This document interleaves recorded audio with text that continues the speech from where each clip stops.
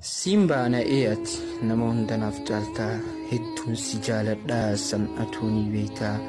Ramadaanis dhufee kunootii ni gartaa dhiifamaaf hin dhufee narraa ni qeebaltaa guyyuma takkallee yooniif hin si aarsee jecha ati hin feeneen yoon si mufachiisee dhiifama naaf godhi yoon si balleesse jiruun natti hin toltu an si mufachiisee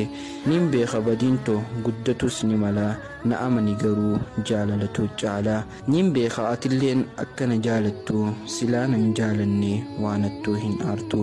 si wajjiinin fadhee hambaatii Ramadaan qalbii qulqulluu fi ammas barjaalalaan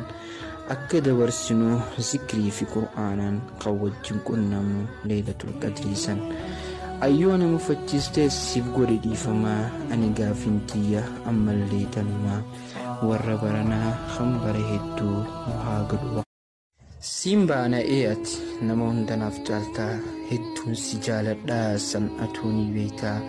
Ramadaanis dhufee kunootii ni gartaa dhiifamaaf hin dhufee narraa ni qeebaltaa guyyuma takkallee yooniif hin si aarsee jecha ati hin feeneen yoon si mufachiisee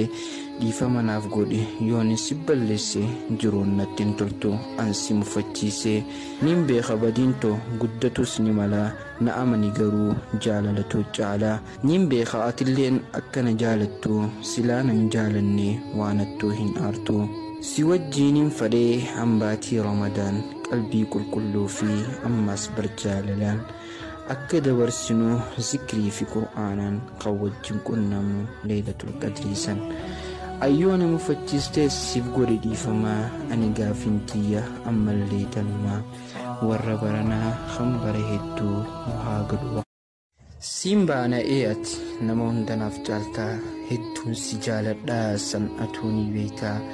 Ramadaanis dhufee kunootii ni gartaa dhiifamaaf hin dhufee narraa ni qeebaltaa guyyuma takkallee yooniif hin si aarsee jecha ati hin feeneen yoon si mufachiisee dhiifama naaf godhi yoon si balleesse jiruun natti hin toltu an si mufachiisee nin beeka badiintoo guddatus ni malaa na amani garuu jaalalatu caalaa nin beeka atilleen akkana jaalattu silaa nan jaalanne waanattuu hin aartu si wajjiinin fadhee hambaatii Ramadaan qalbii qulqulluu fi ammas barjaalalaan akka dabarsinuu zikrii fi qur'aanaan kan wajjin qunnamnu leelatul qadriisan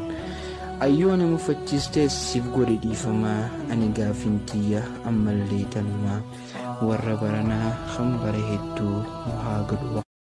Simba na iyat namoon danaaf caaltaa hedduun si jaaladhaa san'atuuni beektaa